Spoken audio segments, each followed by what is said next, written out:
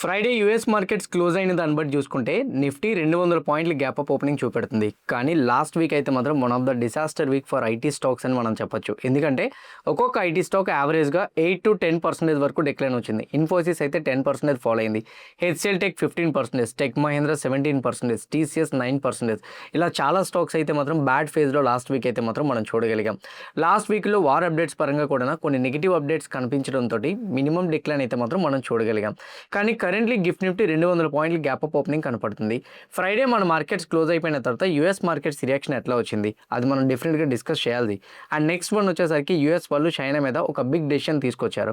ఆ డెసిషన్ అనేది చైనాని టచ్ చేసినట్టు కాదు. ఇప్పుడు ప్రెజెంట్ రైట్ నౌ ఇండైరెక్ట్గా ఇరాన్ని స్లోగా అంటే సింపుల్ చెప్పాలంటే నువ్వు యుద్ధానికి ముందుకు రా అని ఇట్లాంటి కైండ్ ఆఫ్ యాక్టివిటీస్ని ఆర్ ఇట్లాంటి కైండ్ ఆఫ్ సిగ్నల్స్ని వాళ్ళకి ఇస్తున్నట్టే. అది ఏంటి అనే దాని గురించి కూడా మనం మాట్లాడదాం.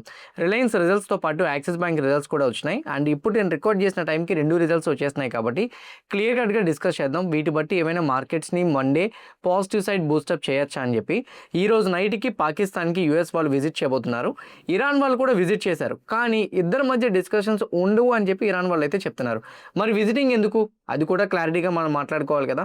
ఈ డాట్స్ అన్నీ కూడా బికాజ్ ఇప్పుడు చెప్పినవన్నీ కూడా ఒక్కొక్క news Reliance, axis bank, war updates, last week updates, same time next week important events ఇవన్నీ మనం మాట్లాడాలిగా.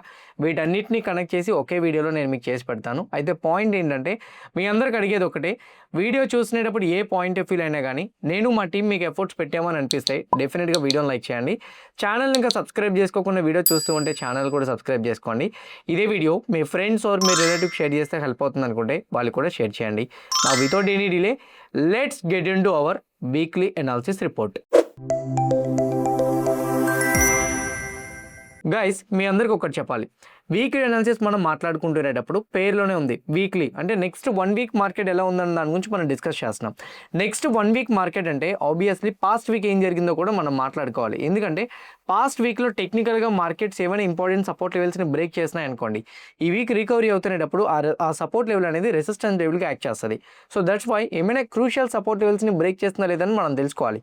సెకండ్ వన్, ఏదైనా న్యూస్ అప్డేట్స్ అనేది మార్కెట్స్ని డ్రాగ్ చేసినాయి లేదనేది కూడా మనం చూడాలి. హెవీగా న్యూస్ అప్డేట్స్ కానీ మార్కెట్స్ని డ్రాగ్ చేస్తే అదే న్యూస్ అప్డేట్స్ నెక్స్ట్ వీక్ కూడా ఇంప్లిమెంటేషన్ అవుతున్నాయి అంటే కంటిన్యూ అవుతున్నాయి లేదనేది మనం చూసుకోవాలన్నమాట. అందుకే ఎప్పుడు కూడా పాస్ట్ వీక్ పెర్ఫార్మెన్స్ గురించి మనం డిస్కస్ చేసుకోవడం మ్యాండేటరీగా పెట్టుకుంటాం వీక్లీ అనాలిసిస్ రిపోర్ట్స్లో.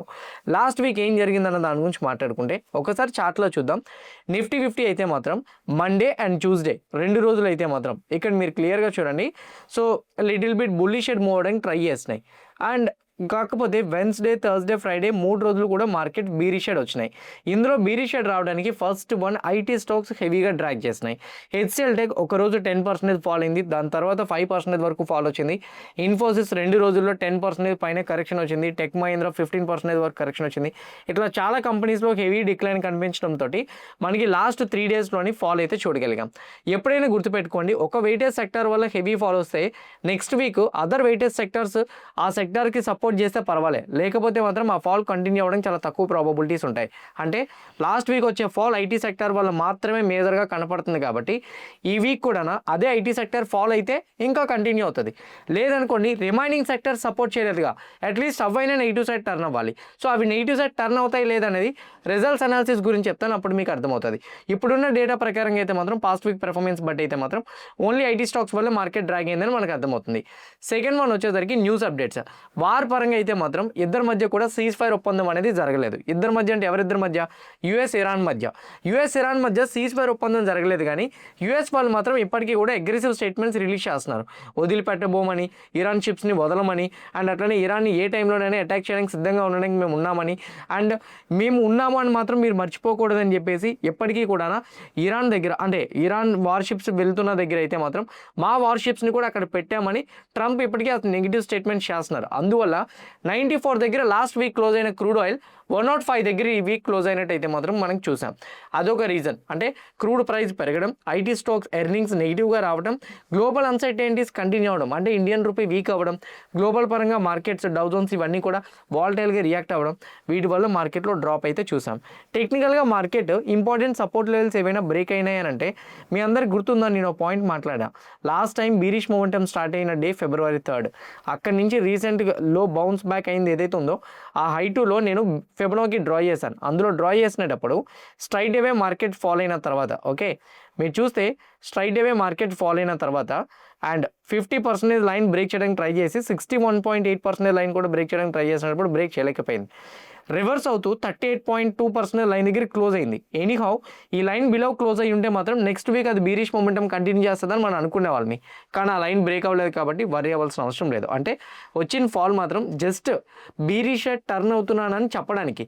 బీరిష్ నేను టర్న్ అయిపోయాను ఇక మీద ఇంకా బీరిష్ మొమెంటమే కంటిన్యూ చేస్తానని ఎప్పుడు చెప్తాదంటే 38.2% లైన్ అది బ్రేక్ అయినప్పుడు మనం ఫాల్ చూస్తాం. సో లాస్ట్ వీక్ పరంగా అయితే మాత్రం మైనర్ ఫాల్ చూసాం, మేజర్ లెవెల్స్ బ్రేక్ అవ్వలేదు. సో దాన్ని బట్టి వరీ అవ్వాల్సిన అవసరం అయితే లేదని ఒక క్లారిటీ వచ్చింది. నా ఫ్రైడే 3:30కి మన మార్కెట్ క్లోజ్ అయిన తర్వాత గిఫ్ట్ నిఫ్టీ 200 పాయింట్స్ పాజిటివ్గా మూవ్ అయ్యేంతలాగా ఏం జరిగిందన్న దాని గురించి మాట్లాడదాం. ఫస్ట్ వన్ డౌ జోన్స్ అయితే మాత్రం న్యూట్రల్గానే క్లోజ్ అయింది, కానీ నాస్డాక్ 1.63% పాజిటివ్లో క్లోజ్ అయింది. మీకు గుర్తుందో లేదో నేను పోస్ట్ మార్కెట్ అనాలిసిస్లో దీని గురించి ఆల్రెడీ మాట్లాడాను. ఏంటది?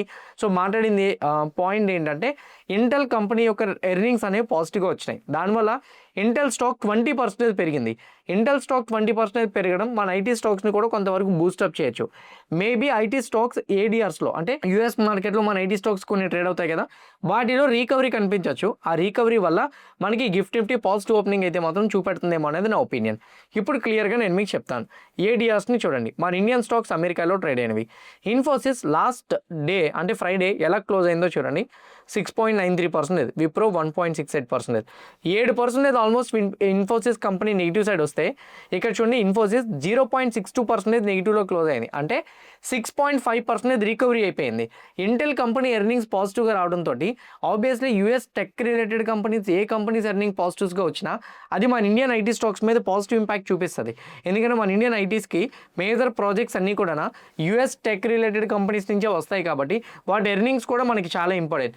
వాటి ఎర్నింగ్స్ కొంచెం పాజిటివ్గా రావడం నెక్స్ట్ కమింగ్ డేస్లో మన ఇండియన్ ఐటీ కంపెనీస్కి ప్రాజెక్ట్స్ కంటిన్యూ అవుతాయేమో అనే పాజిటివ్ ఎక్స్పెక్టేషన్స్తో స్టాక్స్ రికవరీ అయిపోతాయి. అదే పాయింట్ ఇక్కడ మనం చూడగలిగాం. Infosys company or Wipro company ఏవైతే ఉన్నాయో అవన్నీ కూడా రికవరీ అవుతున్నట్టు కనిపించడం గిఫ్ట్ నిఫ్టీకి పాజిటివ్ సైడ్ బూస్టప్ చేసింది అనేది నా పర్సనల్ ఒపీనియన్.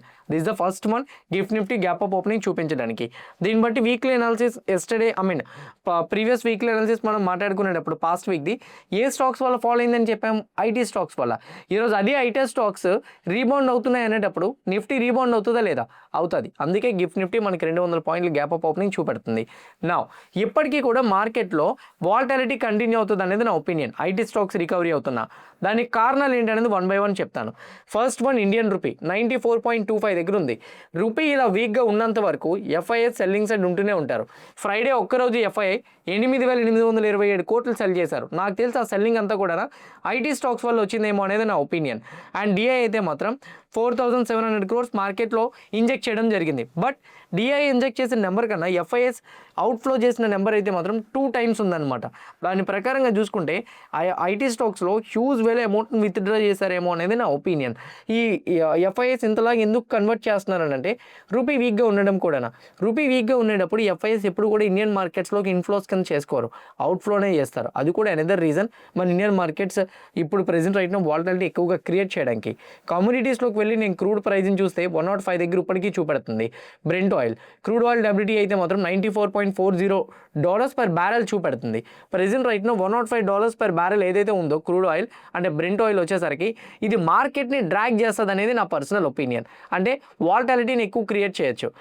ఒక్కటి గుర్తుపెట్టుకోండి, ఇండియన్ మార్కెట్స్కి పాజిటివ్ రావాలంటే రూపీ స్ట్రాంగ్ అవ్వాలి, క్రూడ్ ఆయిల్ అనేది డిక్లైన్ అవ్వాలి, అంటే ఫాల్ అవ్వాలి. ఆ రెండు కానీ మార్కెట్స్ ఫేవరబుల్గా జరగకపోతే మాత్రం మన ఇండియన్ మార్కెట్స్కి ఇంటర్నల్గా ఇంకేమైనా పాజిటివ్ అప్డేట్స్ రావాలి. అందులో ఎర్నింగ్స్ అనమాట. ఆ ఎర్నింగ్స్ కూడా పాజిటివ్ వస్తే అప్పుడు రికవరీ అవ్వడం మనం చూస్తాం. ఒక పక్క ఐటీ కంపెనీస్ రీబౌండ్ అయినట్టు కనపడుతున్నాయి, కానీ నిఫ్టీ 50లోని ఆ వాలటాలిటీ అంటే రీబౌండ్ అయినా కానీ వాలటాలిటీ కంటిన్యూ అవుతుందని ఎఫ్ఐ డేటా బట్టి అండ్ సేమ్ టైం వచ్చేసరికి రూపీ వీక్నెస్ బట్టి క్రూడ్ ఆయిల్ పెరుగుతున్న దాన్ని బట్టి మనం చెప్పగలుగుతున్నాం. తర్వాత ఫ్రైడే యూఎస్ మార్కెట్స్ కూడా క్లోజ్ అయిపోయిన తర్వాత అప్డేట్స్ ఏమొచ్చినాయి వాటి గురించి కూడా మాట్లాడదాం.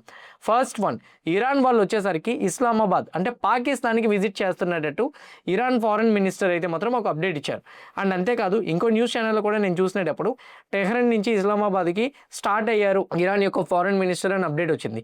యూఎస్ సైడ్ నుంచి ఇంకో అప్డేట్ కూడా వచ్చింది. అదేంటంటే యూఎస్ సైడ్ నుంచి ప్రెసెంట్ రైట్ నౌ ఇక్కడ మీరు క్లియర్గా చూడండి, యూఎస్ సైడ్ నుంచి స్టార్ట్ అయిన వాళ్ళు స్టెవీ విట్కోఫ్ అండ్ అట్లనే జారెడ్ కుష్నర్ వీళ్ళిద్దరూ కూడా యూఎస్ నుంచి అయితే మాత్రం ఇస్లామాబాద్కి బయలుదేరారని చెప్తున్నారు. ఇరాన్ సైడ్ నుంచి ఫారెన్ మినిస్టర్ పాకిస్తాన్కి బయలుదేరినప్పుడు యూఎస్ సైడ్ నుంచి ఇంపార్టెంట్ పీపుల్ కూడా స్టార్ట్ అయినప్పుడు పాకిస్తాన్లో విజిట్ చేస్తున్నప్పుడు మోస్ట్లీ వీళ్ళిద్దరి మధ్య కూడా ఏదైనా చర్చలు జరుగుతాయేమో అన్న పాయింట్స్ ఉంటాయి కదా.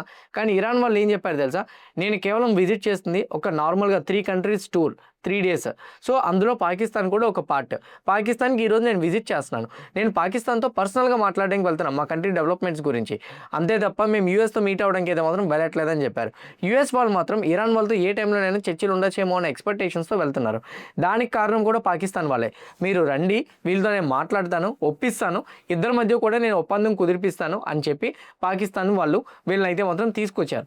ఈరోజు నైట్ ఉన్న ఏదైనా కానీ అప్డేట్స్లో వీళ్ళిద్దరి మధ్య నెగోషియేషన్స్ జరుగుతున్నాయి. Okay, second round of negotiations Monday పెట్టుకుందాం, ట్యూస్డే పెట్టుకుందాం అని ఒక అండర్స్టాండింగ్ వచ్చి కానీ ఆ నెగోషియేషన్స్ కంటిన్యూ చేయగలిగితే మాత్రం మేబీ ఇండియన్ మార్కెట్స్కి అది పాజిటివ్గా మారే అవకాశాలు ఉన్నాయి. ఇప్పుడున్న గిఫ్ట్ నిఫ్టీ ఇంకొంచెం పాజిటివ్ సైడ్ వెళ్ళచ్చు, క్రూడ్ ఆయిల్ పెరిగింది డిక్లైన్ అవ్వచ్చు, రూపీ వీక్ అవుతున్నది స్ట్రెంగ్తన్ అవ్వడానికి అవకాశాలు ఎక్కువ ఉంటాయి.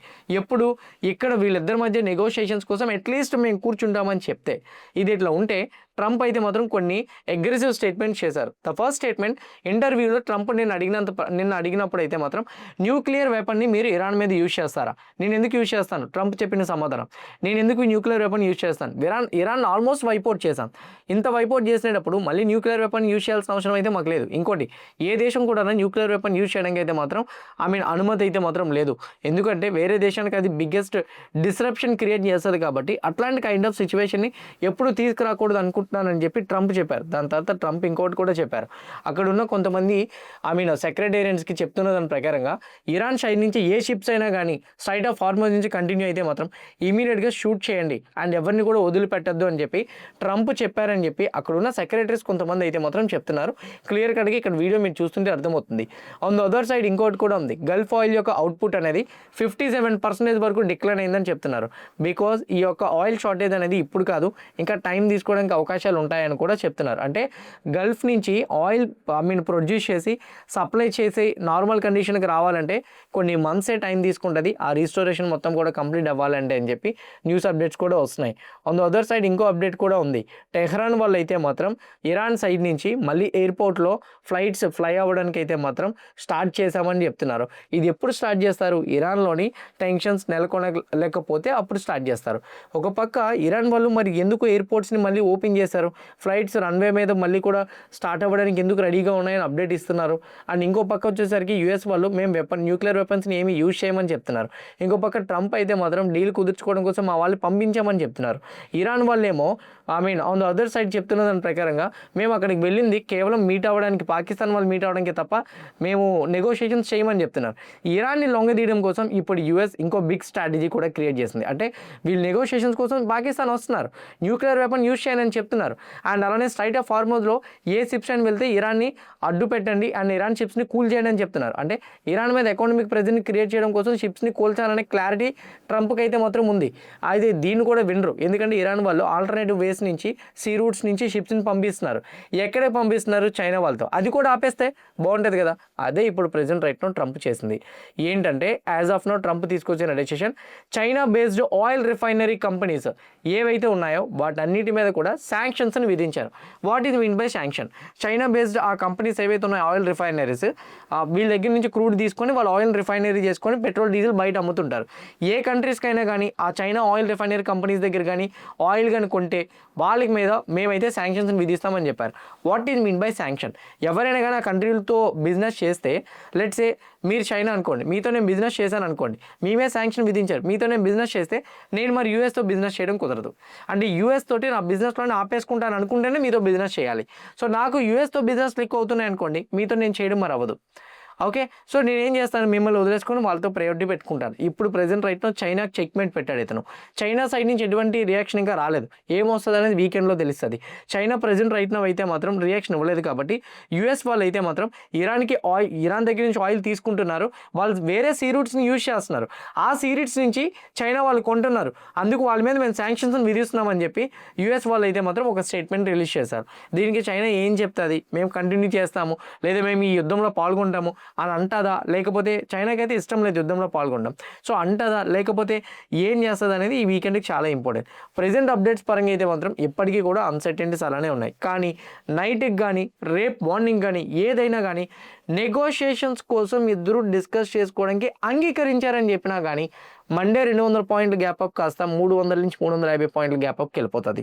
క్రూడ్ ఆయిల్ డిక్లైన్ అవడానికి అవకాశాలు ఉంటాయి, రూపీ స్ట్రెంథెన్ అవడానికి అవకాశాలు ఉంటాయి. సో ఇది అనదర్ అప్డేట్. సో అప్డేట్స్ పరంగా అయితే మాత్రం ఈ స్టేట్మెంట్స్ అనేది యథావిధిగా ఉన్నవే, అటాక్స్ ఏం జరగలేదు కాబట్టి వాల్టాలిటీ కనబడుతుంది తప్ప క్రాష్ అయితే మాత్రం కనబడదు. ఇది మాత్రం గుర్తుపెట్టుకోండి. వాల్టాలిటీ కూడా ఎందుకు కనపడుతుంది? బికాజ్ క్రూడ్ ప్రైస్ పైక్ అవుతుంది, రూపీ వీక్ అవుతుంది కాబట్టి.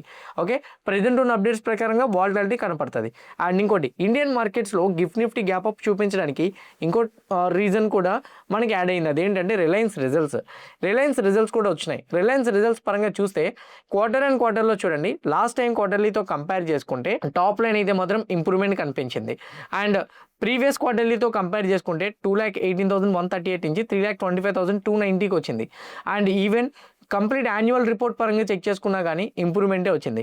ఎబిటా మార్జిన్స్ కూడా లాస్ట్ టైంతో కంపేర్ చేసుకుంటే ఈసారి ఎబిటా మార్జిన్స్ అయితే మాత్రం లిటిల్ బిట్ డిక్లైన్ అయినాయి. ఎందుకంటే ఎబిటా మార్జిన్స్ చూడండి, లాస్ట్ క్వార్టర్లీలో 17.3, ఈసారి 14.9, లాస్ట్ టైం ఏమో 16.9, ఈసారి ఏమో 14.9, 200 బేసిస్ పాయింట్స్ అయితే ఎబిటా మార్జిన్ డిక్లైన్ అయింది. ఇది ఒక పక్క నెగిటివ్. కానీ ఎప్పుడైనా గుర్తుపెట్టుకోండి, రిలయన్స్ రిజల్ట్స్ని మీరు చూసేటప్పుడు కన్సాలిడేటెడ్ రెవెన్యూస్ ఎప్పుడు చూడకూడదు, కన్సాలిడేటెడ్ ప్రాఫిట్స్ కూడా చూడకూడదు. కన్సాలిడేటెడ్ ప్రాఫిట్ చూస్తే 20,589 కోట్లు వచ్చింది.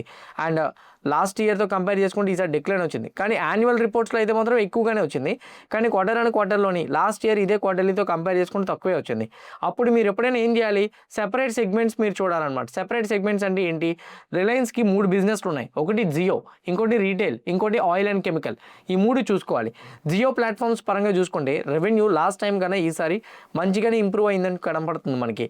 ఈవెన్ ఇయర్లీ పరంగా కూడా మంచి ఇంప్రూవ్మెంటే వచ్చింది. ఎబిటా మార్జిన్స్లో కూడా 52.4, 230 బేసిస్ పాయింట్స్ పెరిగింది. ఇది కూడా పాజిటివ్గానే తీసుకోవచ్చు. నెట్ ప్రాఫిట్ ఏమో లాస్ట్ టైంతో కంపేర్ చేసుకుంటే ఈసారి 7,935, ఇక్కడ కూడా పాజిటివ్గానే వచ్చింది. And even average revenue per user 213 రూపాయలు లాస్ట్ క్వార్టర్లీలో అయితే ఈసారి 214, లాస్ట్ ఇయర్ అయితే 206, ఈసారి 214. సో అప్రాక్సిమేట్లీ 3.8% చేంజ్ వచ్చింది. ఇది కూడా పాజిటివ్గానే తీసుకోవచ్చు. On the other side Reliance retail ventures numbers పరంగా చూసుకుంటే ఇయర్ ఆన్ ఇయర్లోని క్వార్టర్ అండ్ క్వార్టర్లో కూడా ఇంప్రూవ్మెంట్ వచ్చింది 10.8. ఎబిటా మార్జిన్స్ కూడా పెరిగినాయి. ఇన్ఫ్యాక్ట్ ప్యాట్ కూడా, ప్రాఫిట్ ఆఫ్టర్ ట్యాక్స్ కూడా ఇంప్రూవ్మెంట్ వచ్చింది. పాజిటివ్గానే తీసుకోవచ్చు. ఆయిల్ టు కెమికల్ బిజినెస్లోనే అంత ఇంప్రూవ్మెంట్ కనిపించలేదు అనేది నా ఒపీనియన్. ఇక్కడ చూడండి, EBITDA margin 130 basis points decline అయింది. రెవెన్యూ 12.4% పెరిగిన, ఎక్స్పోర్ట్స్ అయితే మాత్రం 10.6% పెరిగింది. డిప్రిషియేషన్లో అయితే మాత్రం 2,764, 42.4% అయితే మాత్రం చేంజ్ అయితే మాత్రం వచ్చింది. నెంబర్స్లో ఆయిల్ టు కెమికల్ బిజినెస్ కొంచెం వీక్గా ఉంది, అందువల్ల టోటల్ నెంబర్ నెగిటివ్గా వచ్చిందని అనుకుంటున్నా. కానీ రిలయన్స్ నెంబర్స్ నాకు ఎందుకో పాజిటివ్గానే అనిపిస్తుంది. Okay, this the first one. Next one, axis bank results వచ్చినాయి. రిజల్ట్స్ పరంగా net interest income 5% year on ఇయర్లో పెరిగింది. నెట్ ఇంట్రెస్ట్ మార్జిన్ 3.6% పెరిగింది. నెట్ ప్రాఫిట్ వచ్చేసరికి 0.6% ఇయర్ ఆన్ ఇయర్లో డిక్లైన్ వచ్చింది. బట్ ఆపరేటింగ్ కాస్ట్ అయితే మాత్రం 6% ఇయర్ ఆన్ ఇయర్లో పెరిగింది. ప్రొవిజన్స్ పరంగా లాస్ట్ టైంతో కంపేర్ చేసుకుంటే ఈసారి 3,522 మెయింటైన్ చేస్తున్నట్టు చెప్తున్నారు. ఎసెట్ క్వాలిటీలోని గ్రాస్ ఎన్పిఏ క్వార్టర్ అండ్ క్వార్టర్లో 1.23% డ్రాప్ అయింది, 17 బేసిస్ పాయింట్స్ డిక్లైన్ అయింది. నెట్ ఎన్పిఏ అయితే మాత్రం 0.37%. ఇన్ఫ్యాక్ట్ ఎస్టిమేటెడ్ నెంబర్స్ ప్రకారంగా బీట్ చేసి వచ్చినాయి లేదా అనేది చూస్తే లాస్ట్ టైం కన్నా సిఎన్బిసి పోల్ పెట్టిన ప్రతి దానికి కూడా నెంబర్స్ అయితే మాత్రం న్యూట్రల్గా వచ్చినట్టు కనపడుతున్నాయి. కానీ ఎసెట్ క్వాలిటీ పరంగా అయితే మాత్రం యాక్సిస్ బ్యాంక్ వాళ్ళది పాజిటివ్గానే వచ్చింది. 20,000 crores నాన్ కన్వర్టబుల్ డిబెంచర్స్ ద్వారా కూడా ఫండ్ రేస్ చేయాలని అనుకుంటున్నట్టు వీళ్ళు అప్డేట్ కూడా ఇచ్చారు.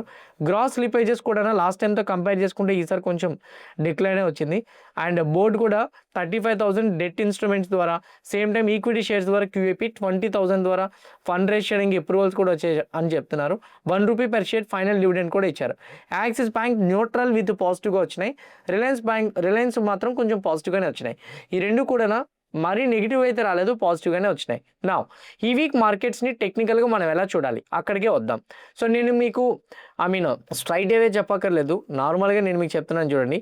Last time okay, so బీరిష్ shade వచ్చింది. 38.2% లైన్ అనేది important support level. So in my point of view Nifty ఈ లెవెల్ కానీ బ్రేక్ చేస్తే మాత్రం 23,770 మేబీ ఫాల్ చూడొచ్చు. ఈ వీక్ వచ్చేసరికి అంటే కమింగ్ వీక్ వచ్చేసరికి బాటమ్ అవుట్ అవ్వడానికి ఇదే మేజర్ సపోర్ట్ లెవెల్ అని నేను అనుకుంటున్నా. ఇది కానీ బ్రేక్ చేస్తే మాత్రం నిఫ్టీలో డైరెక్ట్గా 22,156 వరకు రావడానికి ఛాన్స్ ఉంది. ఫస్ట్ ఫాల్ అయితే మాత్రం మరీ అంతవరకు రాకపోవచ్చు. ఫస్ట్ ఫాల్ 23,000 వరకు చూడొచ్చు. 700 పాయింట్లు ఫాల్, అది కూడా బ్రేక్ అయితే ఫర్దర్గా డ్రాప్ అవడానికి అవకాశాలు అయితే మాత్రం ఎక్కువగా ఉంటాయి. When it comes to Sensex, even Sensex కూడా రీసెంట్ హై నుంచి నేను లోన్ మార్క్ చేస్తున్నా, and high to loan mark చేసినప్పుడు సెన్సెక్స్కి అయితే మాత్రం 38.2% లైన్ బ్రేక్ అయిపోయింది. కానీ ఎప్పుడైనా వీకెండ్కి క్యాండిల్ క్లోజ్ అయినప్పుడు మనం అంత కన్ఫర్మేషన్కి రాలేం. నెక్స్ట్ క్యాండిల్ కూడా స్ట్రాంగ్గా క్లోజ్ అయితే మనం తీసుకుంటాం. సో నెక్స్ట్ క్యాండిల్కి 38.2% లైన్ కానీ అబోవ్ కానీ క్లోజ్ అయితే మాత్రం సెన్సెక్స్ పాజిటివ్ సైడ్ మూమెంటం ఇవ్వడానికి ట్రై చేస్తుందని మనకు అర్థం. So let's wait and watch what is going to happen. When it comes to bank నిఫ్టీలో వచ్చేసరికి ఎర్నింగ్స్ పరంగా బ్యాంకింగ్ స్టాక్స్ అంత నెగిటివ్గా ఏవీ లేవు. సో దానివల్ల 38.2% లైన్ కూడా బ్రేక్ అవ్వలేదు.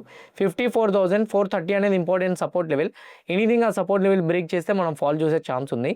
When it comes to the fin Nifty పరంగా అయితే మాత్రం ఈవెన్ ఆ లెవెల్ నుంచి కరెక్ట్గా ఫిన్ నిఫ్టీకి 38.2% లైన్. ఈవెన్ మీరు ఇక్కడ క్లియర్గా చూస్తే 25,330 ఉంది. ఎనీథింగ్ ఫిన్ నిఫ్టీ 25,330 లెవెల్ కానీ బ్రేక్ చేస్తే మాత్రం ఫర్దర్గా ఫిన్ నిఫ్టీలో కూడా మనం డిక్లైన్ చూడడానికి అవకాశాలు ఎక్కువగా ఉంటాయి అన్నది నా పర్సనల్ ఒపీనియన్. అండ్ ఈ వీక్ మార్కెట్ని డిస్టర్బ్ చేసే ఈవెంట్స్ ఏమైనా ఉన్నాయనంటే కొన్ని ఇంపార్టెంట్ ఈవెంట్స్ ఉన్నాయి, వాటి గురించి మాట్లాడదాం. ఎర్నింగ్స్ కొంచెం ఎక్కువగా ఉన్నాయి. అందులో ఫస్ట్ వన్ మండే అయితే మాత్రం Adani Total Gas, Bajaj Housing Finance, Coal India, Piramal Finance, Rallis India, UltraTech Cement, Varun Beverages ఉన్నాయి. ఇందులో నిఫ్టీని ఇంపాక్ట్ చేసేది అయితే మాత్రం అల్ట్రాటెక్ సిమెంట్ ఉంది. సో ట్యూస్డే అయితే మాత్రం Bandhan Bank, Castrol, CEAT, Dalmia Bharat, Maruti Suzuki, Motherson, Piramal Pharma ఉంది. Maruti Suzuki important. So Tuesday ఎర్నింగ్స్లో అయితే మాత్రం మారుతి సుజుకిని అబ్జర్వ్ చేయండి. వెన్స్డే బజాజ్ ఫైనాన్స్ ఉంది, ఫెడరల్ బ్యాంక్ ఉంది, బ్యాంకింగ్ స్టాక్స్కి important. Waaree energies, ఎంఫేసిస్, Adani power results ఉన్నాయి.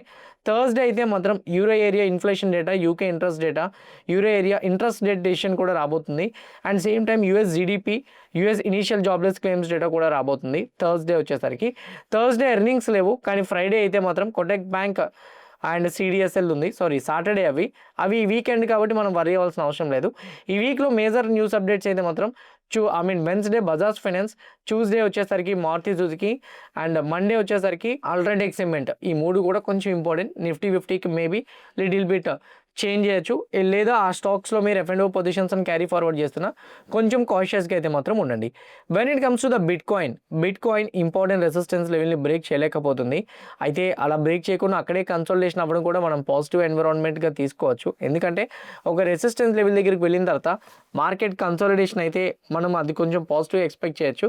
కరెంట్లీ బిట్ కాయిన్ అయితే మాత్రం ఇక్కడ కన్సల్టేషన్ అవుతుంది.